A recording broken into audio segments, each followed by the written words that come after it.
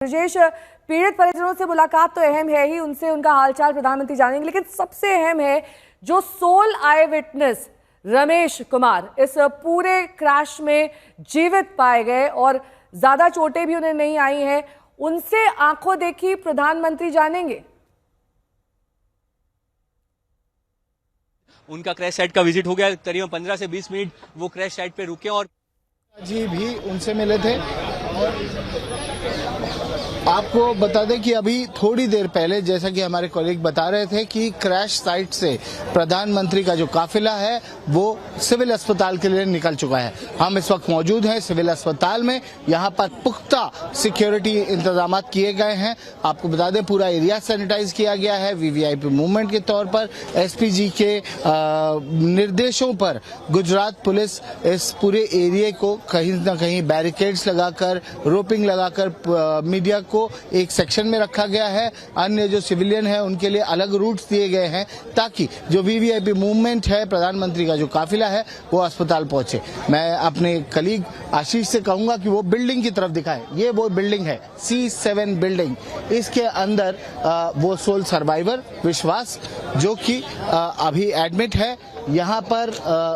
उसके अलावा अन्य जो सर्वाइवर्स हैं जिन्हें जख्म लगे, हॉस्टल बिल्डिंग में थे, उन्हें जख्म लगे, वो लोग भी इसी बिल्डिंग में हैं। और यही अंदेशा जताया जा रहा है कि इसी गेट से, इसी रास्ते से इस बिल्डिंग में प्रधानमंत्री जाएंगे और जो सर्वाइवर है विश्वास, उससे मिलेंगे, उससे जानने की कोशिश करेंगे कि आखिरी वो जो 30 सेकंड थे जिस वक्त। आपको मेरी सहयोगी श्वेता सिंह भी इस वक्त तमाम जानकारी के साथ जुड़ गई हैं। श्वेता, आपसे कुछ ही देर बाद सिविल अस्पताल में प्रधानमंत्री की मौजूदगी होने वाली है। उनका काफिला रवाना हो चुका है क्रैश साइट से। वहां पर परिजनों से तो मुलाकात है ही, लेकिन जो सोल सर्वाइवर है उससे मुलाकात बेहद अहम। जी, जो सर्वाइवर्स हैं उनसे ही मुलाकात आज होनी है, क्योंकि यहाँ पर अगर सिविल अस्पताल में 3 हिस्से आप समझ लें नेहा, तो एक हिस्सा वो जो C7 जिसकी बात कर रहे हैं दिवेश भी, जहाँ पर बिल्कुल ठीक मेरी बाईं तरफ वो हिस्सा है जहाँ पर प्रधानमंत्री नरेंद्र मोदी पहुंचकर जो सर्वाइवर्स हैं उनसे मुलाकात करेंगे। यहाँ जहाँ मैं मौजूद हूँ, जहाँ परिजन है, जहाँ पर इस समय जो DNA सैंपलिंग है उसकी प्रक्रिया चल रही है, और ठीक इसकी दाहिनी तरफ जो मॉर्चरी का हिस्सा आ जाता है जहाँ पर जो रिमेन्स हैं वो लाए गए हैं, जो वहां पर रखे गए हैं। यानी यहां पर जो सैंपल होंगे उनसे मिलान वहां से होगा।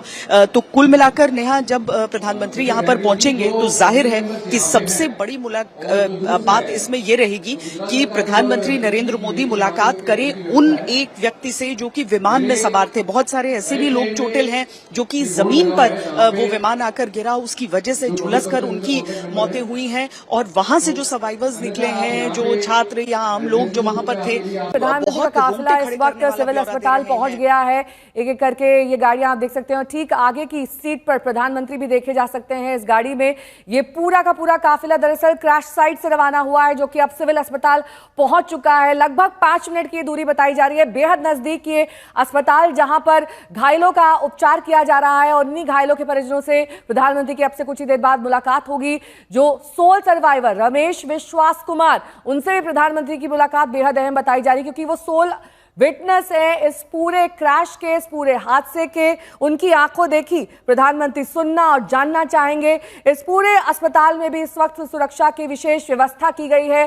प्रधानमंत्री के लिहाज से जो सुरक्षा प्रोटोकॉल्स हैं वो अपनाए गए हैं, और 265 लोगों की जान गई है। जाहिर तौर पर अस्पताल पहुंचकर प्रधानमंत्री ये जानना चाहेंगे कि आखिरकार DNA सैंपलिंग, DNA का मिलान कब तक हो पाएगा, क्योंकि कई ऐसे परिजन हैं हादसे में मारे गए लोगों के जो अभी तक यहां पहुंच नहीं पाए हैं अपना DNA देने के लिए। ये ब्रिटेन में स्थित हो सकते हैं या फिर विदेश में कई अन्य जगहों पर मौजूद हो सकते हैं, जो अभी अहमदाबाद सिविल अस्पताल पहुंचेंगे और वहां पर अपना DNA देंगे। तब DNA का मिलान संभव होगा, और उसके बाद जो शत विक्षत हालत में शव पाए गए हैं उनकी DNA सैंपलिंग की जाएगी, और तब अंतिम संस्कार के लिए शवों को परिवार वालों के सुपुर्द किया जाएगा। एक लंबी प्रक्रिया है, बेहद जटिल प्रक्रिया है, कॉम्प्लिकेटेड प्रोसेस है, इसे ऐसे समझें। और हादसे की जगह का जायजा लेकर अब प्रधानमंत्री पहुंच चुके हैं। ये सिविल अस्पताल के बाहर का एरिया है जहां पर इस वक्त प्रधानमंत्री की मौजूदगी है। बेहद कम समय का ये प्रधानमंत्री का कार्यक्रम है। औचक ये दौरा आप माने, क्योंकि कल जब क्रैश हुआ था तभी से प्रधानमंत्री दिल्ली से जानकारी ले रहे थे। पहले गृह मंत्री अमित शाह वहां पर क्रैश साइट पर पहुंचे और अब प्रधानमंत्री आज सुबह ही तड़के लगभग 8:30 बजे क्रैश साइट पर पहुंचकर वहां का जायजा उन्होंने लिया, क्योंकि वहां जो मेडिकल हॉस्पिटल का हॉस्टल था वहां पर प्लेन गिरा था, जिससे इस हॉस्टल के छात्रों को चोटें आई थी, वो घायल हुए थे और 3 छात्रों की जान चली गई थी। अब सिविल अस्पताल में प्रधानमंत्री की मौजूदगी है, वहां पर सिविल एविएशन राज्य मंत्री भी मौजूद हैं, तमाम जो सीनियर मंत्री हैं। आप वहां पर गुजरात के मुख्यमंत्री की भी मौजूदगी देख सकते हैं और सभी लोग इस वक्त प्रधानमंत्री के साथ इस सिविल अस्पताल में एंटर करेंगे। वहां पर प्रधानमंत्री परिजनों से मुलाकात तो करेंगे, लेकिन जो सोल विटनेस है, सोल सर्वाइवर है, उससे प्रधानमंत्री की मुलाकात होगी। श्वेता सिंह मेरी सहयोगी सिविल अस्पताल में मौजूद हैं। श्वेता, प्रधानमंत्री एंटर कर चुके हैं। जी, प्रधानमंत्री यहाँ पहुंचे हैं और यहाँ पर उनके लिए पहले ही जिस एरिया में वो जाने वाले हैं उसको कॉर्डन ऑफ किया गया है। वहां पर जैमर्स लगाए गए हैं। प्रधानमंत्री वहां पहुंचकर उन सभी विक्टिम से मिलेंगे जो कि घायल हुए हैं इस पूरे जो दुर्घटना हुई है उसमें, नेहा। और वाकई हर एक व्यक्ति जानना चाहता है उस जिस एक व्यक्ति के बारे में, क्योंकि अगर कहा जाता है कि लाखों में एक विमान दुर्घटनाग्रस्त होता है तो करोड़ों में एक सर्वाइवर की जिंदगी बचती है। इस तरीके से एक मिराक्युलस एस्केप होता है। तो विश्वास भाई जो हैं, जो वहां पर एडमिट हैं, जो कि वैसे तो ब्रिटिश नागरिक हैं लेकिन हैं भारतीय मूल के, उनको खुद भी चिंता थी कि उनके भाई का क्या हुआ, जो कि उनके साथ ही सवार थे विमान में, लेकिन किसी दूसरी रो पर मौजूद थे। तो जाहिर है कि प्रधानमंत्री जब उनसे मुलाकात करेंगे तो आज तो मतलब उनसे उनका अनुभव ही जानना चाहेंगे,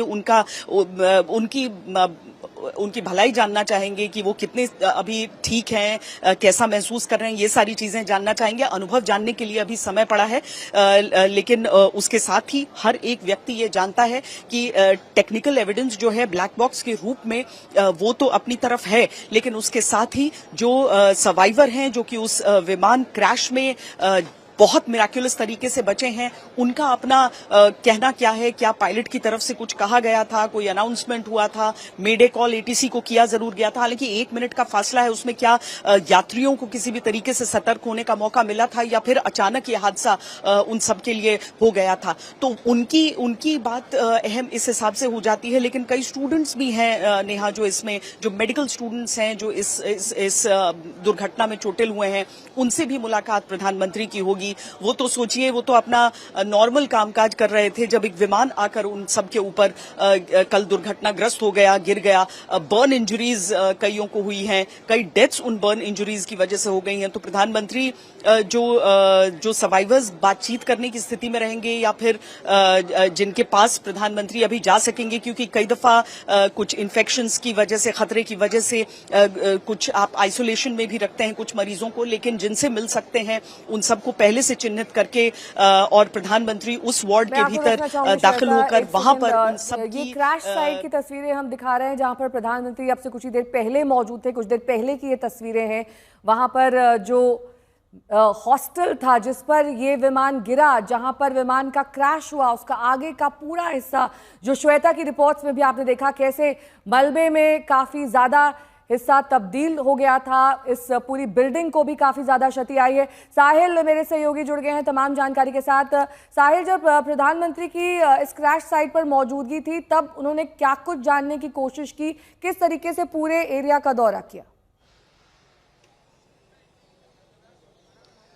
देखिए नेहा, दरअसल क्रैश साइट पूरी तरीके से सिक्योर कर दिया गया, क्योंकि अभी सबसे पहले तो इस बात का इन्वेस्टिगेशन होगा कि आखिरकार इतना बड़ा हादसा हुआ कैसे, क्योंकि ड्रीमलाइनर 787 में पूरे दुनिया में ये पहला इस तरीके का हादसा। इससे पहले बोइंग के 737 मैक्स हो या उनके जेट है, उनके हादसे 2018 और 19 में हो चुके हैं, जिसको लेकर कुछ 350 पैसेंजर्स इन हादसों में गंवाए जा चुके हैं।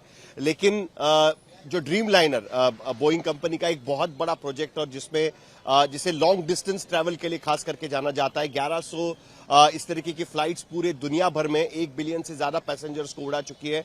उनका ये इस तरीके का पहला हादसा, जाहिर सी बात है कि उसका इन्वेस्टिगेशन बहुत बड़े पैमाने पर होगा, जिसकी बात अभी थोड़ी देर पहले आप कर रही थी।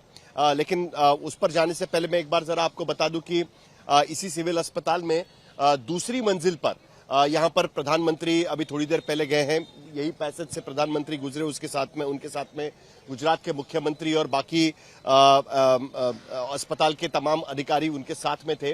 और जो विक्टिम्स हैं, जिन्होंने ये हादसा देखा है, भुगता है, उनसे प्रधानमंत्री बात करेंगे। और एक बात तो आपको माननी पड़ेगी कि प्रधानमंत्री का गुजरात से एक अलग कनेक्शन भी है, तो यहाँ पर कोई भी इस तरीके की बड़ी दुर्घटना होती है और खास करके ड्रीम लाइनर जैसे फ्लाइट का गिरना और उसमें 241 लोगों की मौत, उसके बाद प्रधानमंत्री का यहाँ पर आना माना जा रहा था कि वो वैसे होगा, तो इसी तरीके से हुआ है। लेकिन कुल मिलाकर ये एक बहुत बड़ा झटका हम ये कह सकते हैं बोइंग कंपनी के लिए भी, एयर सेफ्टी के लिए भी, क्योंकि जैसे मैंने कहा कि ये लॉन्ग डिस्टेंस ट्रैवल के लिए ही ये फ्लाइट माना जाता है। जांच का विषय है।